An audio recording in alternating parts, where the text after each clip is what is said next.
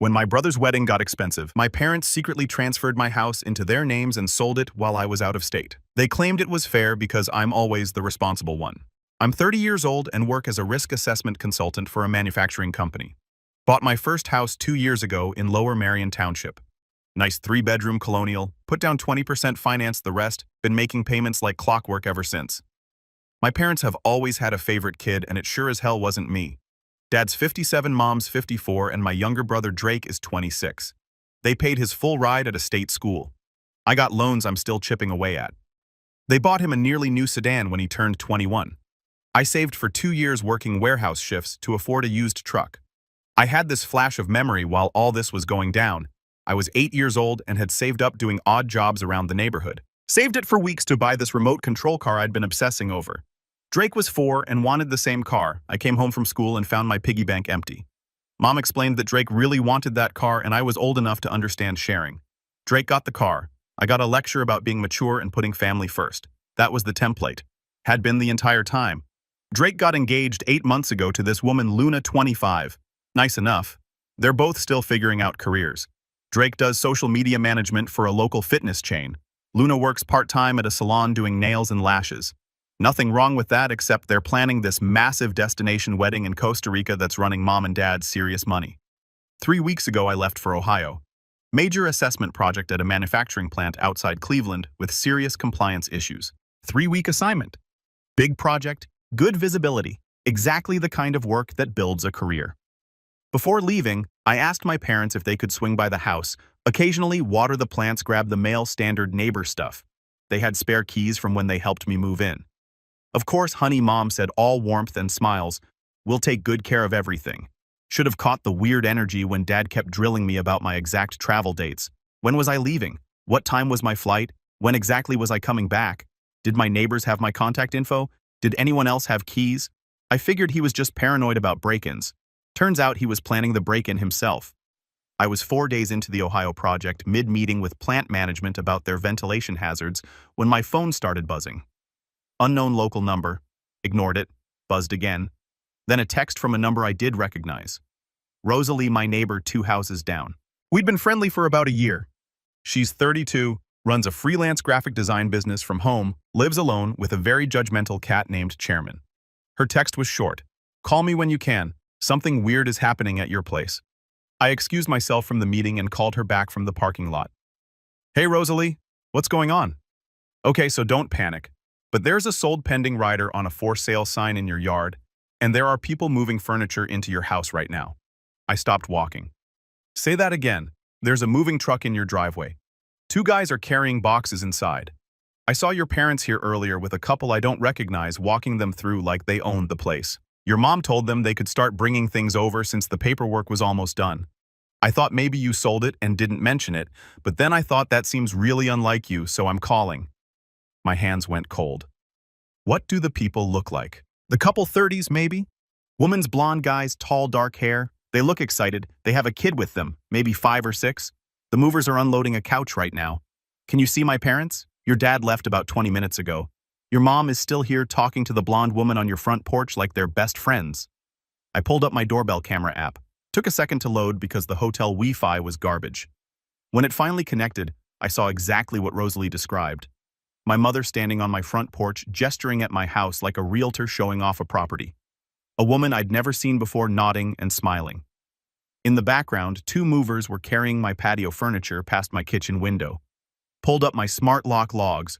4 entries in the past week, all from my parents' code. The last entry was 2 hours ago. Rosalie, I need you to do something for me. Anything. Take photos if you can do it safely. Plates on the moving truck. Plates on any cars in the driveway. Timestamp everything. Don't approach anyone. If they ask what you're doing, just say you're documenting for the neighborhood watch. Are you okay? I'm going to handle this. Thank you for calling. Seriously, if you need me to go knock on the door or... No, please don't. I'm not losing a good neighbor because my parents decided to audition for bad decisions. Just eyes and photos. That's it. Got it. Calling you back in 10 with pictures. I hung up and stared at my phone for about 30 seconds trying to process what was happening. My parents were actively helping strangers move into my house while I was 400 miles away without my knowledge, without my permission. Called my parents. Dad picked up on the third ring. Hey, sport. How's Ohio treating you? Cut it. What's happening at my house? Silence. Then I heard him say something muffled to someone else. Mom's voice in the background. We were going to talk to you about this when you got back. Talk to me now. Why are there strangers moving into my house? Another pause. We made a difficult decision while you were away. Drake's wedding is next month, and we've hit some major vendor deadlines. The final venue payment, the travel packages for guests, the upgraded reception package. It all came due at once, and we were running out of options. What does that have to do with my house? We found a buyer young family very motivated. They're in a bind with their rental situation and needed to start the transition. We worked out an arrangement where they could begin moving some things in while we handled the final paperwork. With your equity, you'll walk away with enough to restart elsewhere. That's enough. You listed my house without my permission. Not listed exactly. We found someone through a contact. Very private transaction. The important thing is, how did you sign the paperwork? It's not your house. Your names aren't on the deed. I heard Mom's voice clearly now closer to the phone. Family assets belong to everyone, honey. We raised you. We helped you when you were struggling, and now Drake needs help starting his life with Luna. This is how families work. Family assets belong to everyone. I repeated slowly. That's your position. It's not a position, it's reality. We're a family unit. What benefits one benefits all. Drake deserves a beautiful wedding, and you've always been the responsible one who figures things out. You'll be fine. My voice went cold, but my hands were shaking. I'm going to call you back in 5 minutes. Don't move. Don't touch anything. Don't say a word to anyone. Now, son, there's no need to be dramatic. I hung up, called Rosalie back. Status. Got plates, timestamps, photos of your mom with the blonde woman, shots of the movers, everything. Your mom saw me taking pictures and waved like we were best friends. I waved back, didn't engage. Send everything to my email. I'm going to need it. Already done. What's your play here? Calling 911, then calling a lawyer, then figuring out how my parents committed real estate fraud fast enough that movers are already inside. Be careful. Always am. I called 911 and explained the situation as calmly as possible. Unauthorized persons were moving belongings into my home. I was the sole owner. I was out of state. I could provide documentation immediately. The dispatcher was professional and said an officer would respond. Then I called my company's legal department, explained I had a family emergency involving real estate fraud, and needed contact information for an attorney who handles this specific situation in Montgomery County. They came through fast, gave me a name, Rebecca Walsh, real estate fraud specialist, former prosecutor. I called her office and her paralegal picked up. I need to speak with Rebecca Walsh immediately. It's about an active real estate fraud situation involving my primary residence, Miss Walsh is in a meeting, but I can. I'm the recorded owner of a property in Montgomery County. My parents are currently helping strangers move into my house without my knowledge or permission. There's an active transaction happening right now. I need someone who can file emergency motions today. She put me on hold. 15 seconds later, Rebecca Walsh picked up. This is Rebecca. Tell me everything. I laid it out. The timeline, the doorbell footage, the movers, the phone call with my parents, their justification. She listened without interrupting. Okay, first question. Are you the sole owner on the deed? Yes. Purchased 2 years ago. Only my name on the title. Second question. Did you give your parents power of attorney at any point? No, nothing like that. They had house keys and garage codes but no legal authority over the property. Third question. When are you back in Pennsylvania? I can be on a flight in 3 hours. Do it. In the meantime, I'm filing an emergency motion to halt any closing or transfer. I'll need you to email me the deed, your mortgage statement, driver's license, and any communication with your parents about this. Can you do that from where you are? Already pulling the files. Good. This is straightforward fraud, but the fact that they're family complicates the emotional angle. It doesn't complicate the legal angle. In Pennsylvania, forgery involving a deed can be graded as a felony of the 3rd degree. Add identity theft if they used your information to sign documents, and you're looking at stacked charges. I need to know right now if you're prepared to pursue this criminally. Yes. No hesitation. None. All right. Send me everything. I'm contacting the title company next to put a hold on whatever transaction they're processing. Get home as fast as you can. I sent the documents, booked a flight, then I called my parents back. Dad answered. We need to have a reasonable conversation about this. I'm going to talk, you're going to listen. I just got off the phone with a real estate fraud attorney. I'm filing an emergency motion to stop whatever closing you've arranged. I've contacted police. I have photographic evidence of unauthorized persons entering my property and documentation of what you just told me on this call. This is ridiculous. We're your parents. We're not criminals. You sold property that isn't yours. You forged documents to make that happen. That's textbook fraud. In Pennsylvania, that's a felony. Mom's voice came through, shrill now but with an edge of fear. We didn't forge anything. We're helping you see the bigger picture. Drake's wedding is important, and you're acting selfish. We thought you'd understand once you calm down. Family assets belong to everyone, I said. That's still your position. Yes.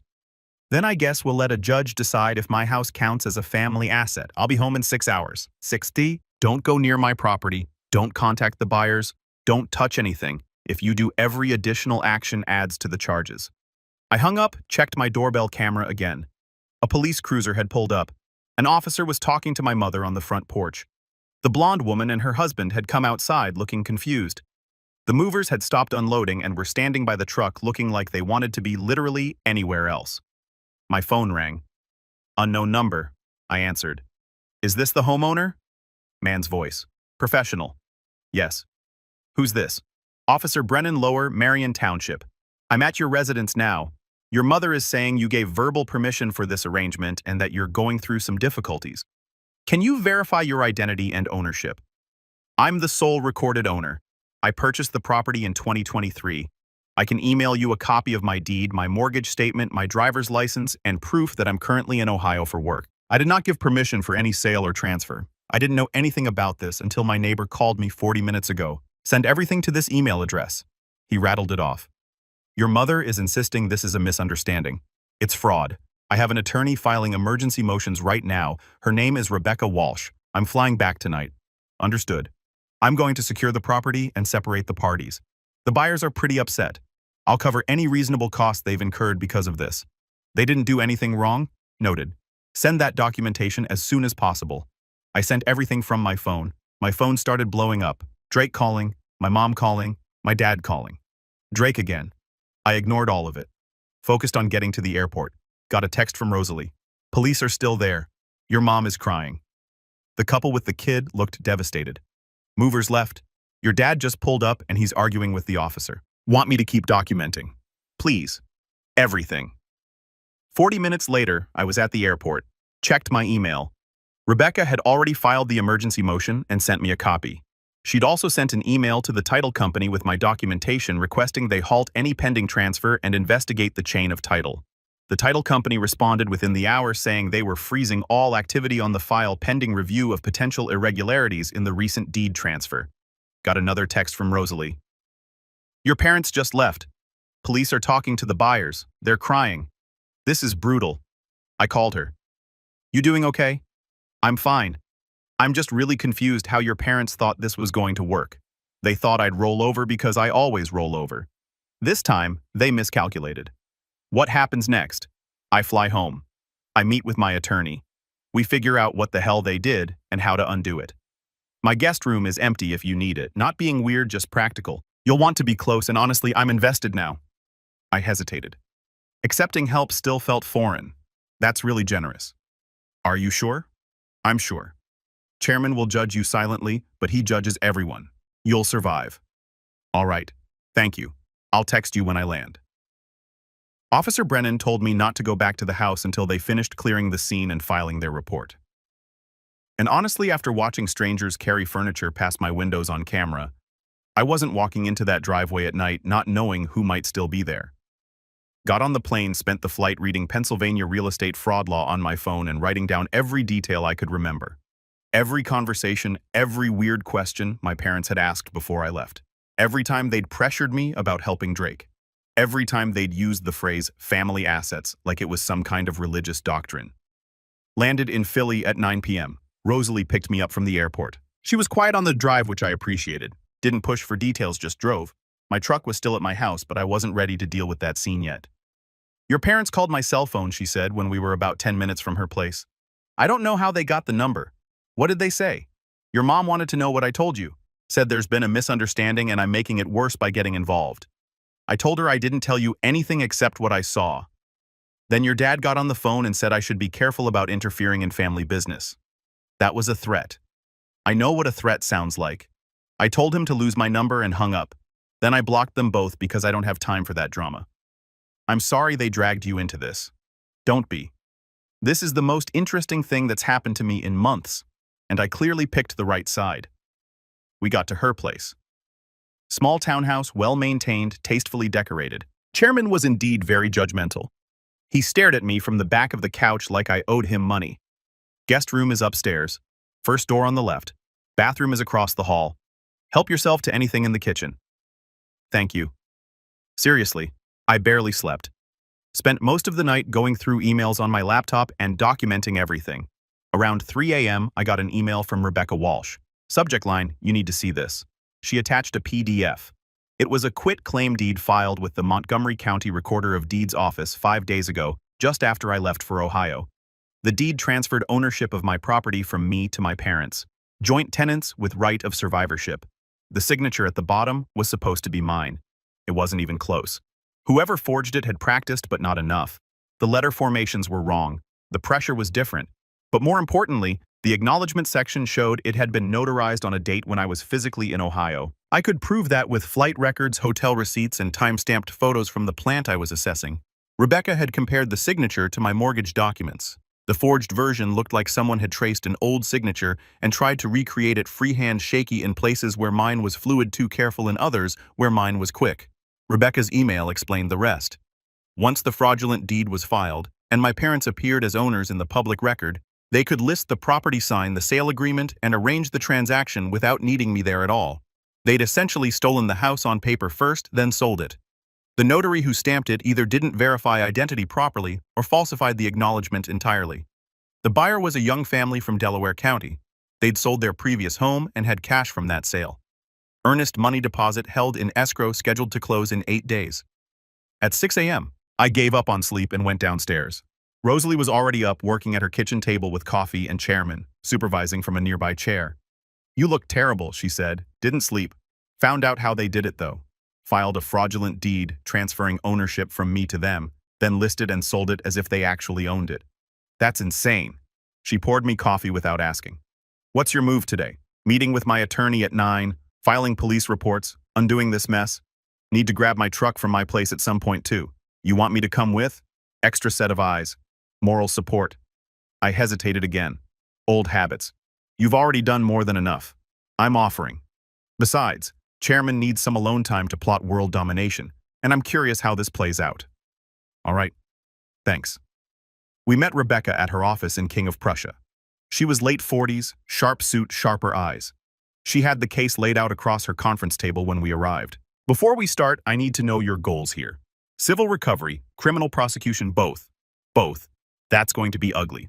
Your parents will likely face felony charges, third-degree felony for the deed forgery, potentially additional charges for identity theft by deception and filing false documents. We're talking potential prison time if the DA decides to prosecute. And if I only pursue civil, you can sue for damages. But the criminal aspect doesn't disappear just because you don't pursue it. Once we file the police report and show evidence of felony fraud, the DA's office can decide to prosecute independently. They take deed fraud seriously in this county, so either way, they're facing criminal charges. Most likely, yes. The forgery is documented. The notary situation makes it worse because someone notarized a document claiming you signed it, but you were provably out of state at the time. We'll need to identify that notary. She walked me through the next steps. Emergency hearing in 2 days to void the fraudulent deed and halt the sale. Criminal complaint with the DA's office. The buyers would get their earnest money back from escrow. Civil damages would be calculated and pursued separately once the criminal case established the fraud as fact. The buyers are victims here too. Rebecca said they acted in good faith based on fraudulent paperwork. I reached out to their attorney this morning. They're devastated, but they understand the situation isn't your fault. I want to talk to them if possible. Make sure they know I'm going to cover their actual losses from this. I can arrange that, but it'll take a day or two to coordinate schedules and make sure everyone's comfortable with the meeting. The wait was frustrating, but I understood. Later that afternoon, Rosalie drove me to my house so I could finally get my truck. Police tape was still up, but the property was clear. Grabbed my keys from inside, started the truck, and followed Rosalie back to her place. The day before the emergency hearing, I drove to my parents' house with Rosalie, not for support but as a witness. They needed to understand what was coming before they walked into that courtroom. I found them in their living room. Drake was there too, sitting on the couch with his phone. They all looked up when I walked in. Nobody smiled. "We need to talk," Dad started. "No, you need to listen." I pulled a folder from under my arm and set it on the coffee table. "What's that?" Mom asked. "Open it." Dad reached for it, pulled out the first document. His face went white. He flipped through the pages. Emergency motion. Criminal complaint reference number. Screenshots from my doorbell camera with timestamps. Photos Rosalie had taken with license plates visible. The forged deed with Rebecca's comparison analysis attached. "After everything we spent raising you," Mom said quietly, her voice shaking, "you're really doing this." Read page 4. That's the part where the DA explains how forgery involving a deed can be graded as a third-degree felony. Then read page 7. That's where my attorney estimates damages, including what you cost the Collins family. Their kid was going to have a purple room with stars. Drake's face had gone pale. He was staring at his phone like it might save him, but his hands weren't moving. "You knew," I said to Drake. "Mom and Dad told you what they were planning." "I didn't. I mean, they said they were figuring something out, but I didn't think they'd actually." "You knew they were talking about my house and you didn't warn me." Drake's face went red. "What was I supposed to do?" "They're paying for my wedding. I can't just—" "They said you'd be fine. Said you'd always land on your feet. So you stayed quiet while they committed fraud because it benefited you." "Family takes care of each other," Dad said, but his voice had lost its certainty. "You were trying to steal from me to fund his wedding. That's not family. That's just theft with a warm backstory. Family assets belong to everyone," Mom said again, but now it sounded rehearsed desperate. "Then I'm claiming your retirement as communal property. Fair trade." The room went silent. Drake was still staring at his phone. Dad had gone from white to red. Mom was crying, but it looked different now, more real. "The hearing is tomorrow at 10 a.m., I said. "You should probably bring your lawyer, and that notary who stamped fraudulent paperwork while I was in another state should probably get one too." I left the folder on the table and walked out. Rosalie followed. We didn't say anything until we were back in the truck. "That was brutal," she said. "Had to be done. And now I know Drake was part of it. Think he'll show up tomorrow?" "Probably. Can't help himself." The meeting with the buyers happened the next morning before the hearing. Their names were David and Claire Collins. Their daughter was 6 years old, named Sophie.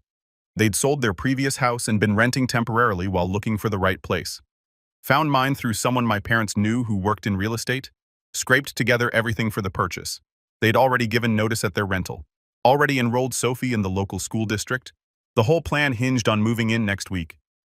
Claire cried. David kept apologizing to me like any of this was his fault. "I'm so sorry," David kept saying. "We had no idea." "This isn't on you," I said. "You did everything right. My parents committed fraud and you got caught in the aftermath. I'm going to make sure you don't lose money over this." "What about temporary housing?" Claire asked. "We gave notice. Our lease is up in 2 weeks. Rebecca stepped in. "We're going to document all your losses. That includes your moving costs, any lost deposits, temporary housing expenses, everything. Once the criminal case establishes the fraud, we'll pursue full damages through civil court." Sophie was sitting in a chair by the window coloring. She looked up. "We were going to do purple with stars." "That sounds beautiful," Rosalie said quietly. The meeting ended with the Collins agreeing to cooperate with whatever legal action was needed. They left looking devastated, but at least not angry at me. The emergency hearing was that afternoon. Judge's name was Wong. Late 50s sharp, clearly someone who'd seen every variation of human stupidity. She listened to Rebecca's opening statement, reviewed the evidence we'd submitted, then turned to my parents' attorney. Some guy named Donald who looked like he'd rather be anywhere else. "Counselor, help me understand your client's position.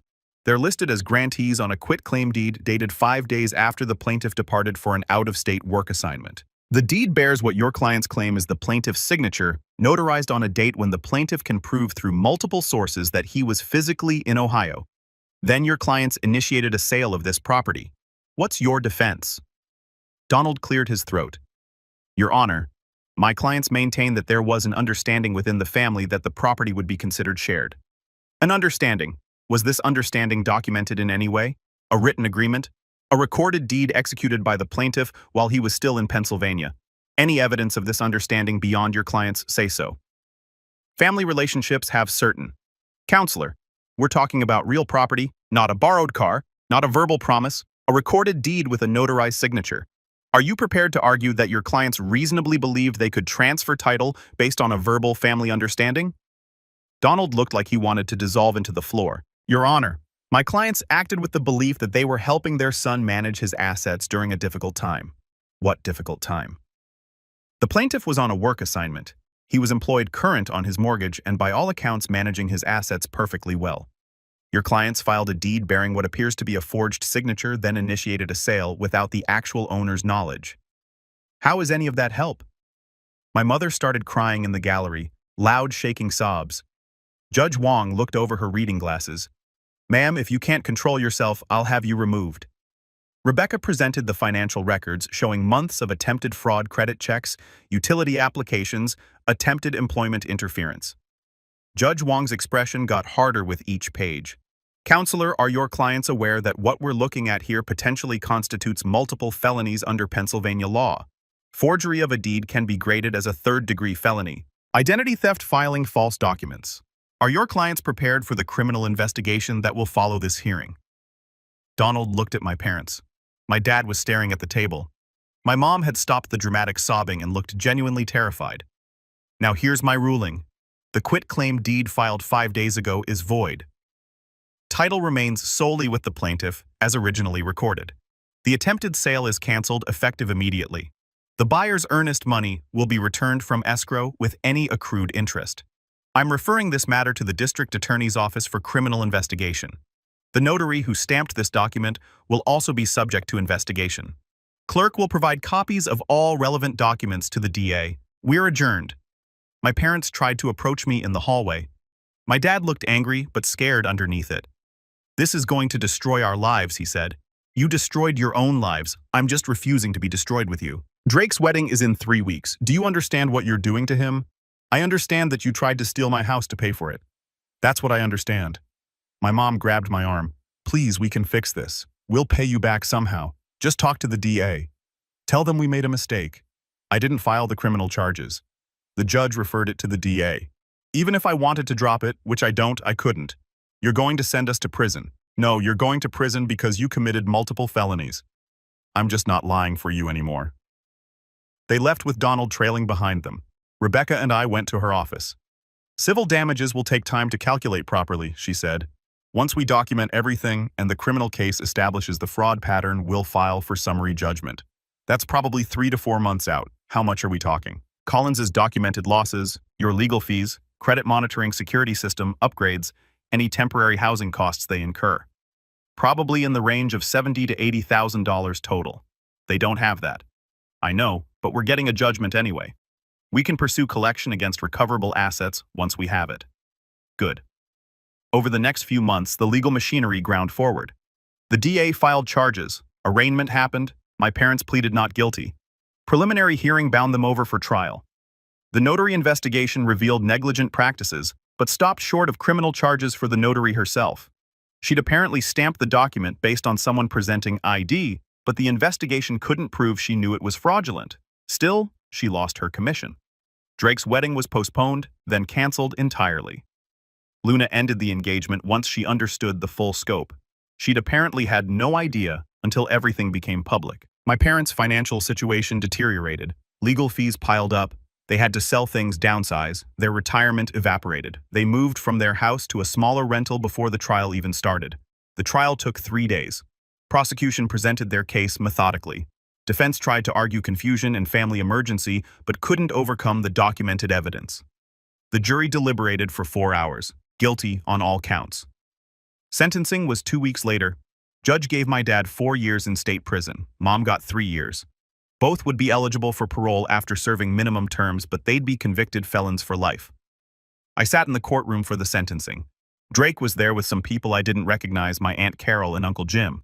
Drake stared at me the entire time. When the judge read the sentences, Drake stood up. Are you happy now? They're going to prison because you couldn't let it go. The judge banged his gavel. Sit down, or you'll join them for contempt. Drake sat down but kept staring. After the sentencing, he cornered me in the hallway. I hope you can live with yourself. You destroyed our parents' lives. You destroyed my relationship. You destroyed this family. No, they committed multiple felonies. They stole from me. They tried to destroy my credit. This isn't about a house. It's about them viewing me as something to exploit. We're family. Family is supposed to forgive. Family doesn't steal from family. And you knew what they were planning. That makes you part of it. You're cold just like Dad. No, I'm nothing like Dad. I have boundaries. I don't commit felonies against people I'm supposed to care about. He walked away. Haven't heard from him since. Rebecca filed the civil suit and got summary judgment 4 months after sentencing. $73,000 in damages. My parents couldn't pay from prison. After release, they'd be on payment plans for decades, assuming they could find work as convicted felons. The Collins found another house, eventually reached out to thank me for covering their documented expenses through the civil recovery.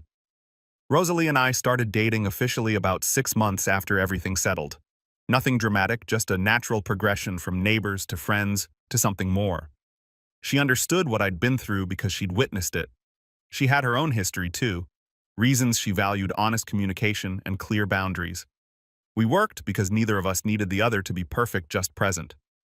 8 months after sentencing, I went to visit my parents in prison, not to reconcile, to make something absolutely clear. They brought my mom out first. She looked older, thinner. Prison had changed her. "Thank you for coming," she said quietly. "I'm not here for a reunion. I'm here to tell you something, and I need you to hear it. What you did wasn't help. It was theft. You saw me as a resource. You saw my house as something you could take. That's not how any of this works." She started crying. "I know. I've had time to think in here.